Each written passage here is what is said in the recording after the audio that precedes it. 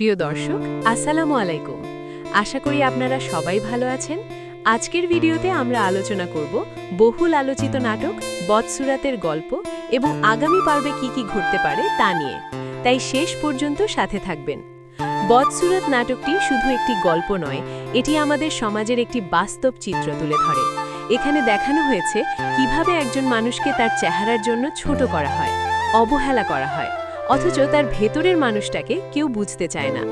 গল্পের কেন্দ্রের চরিত্রটি ছোটবেলা থেকেই অবহেলার শিকার।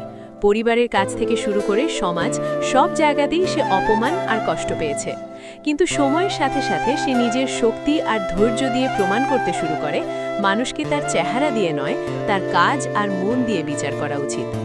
আগামী পর্বে আমরা দেখতে পারি এই অবহেলিত মানুষটির জীবনে একটি বড় মোড় আসতে চলেছে।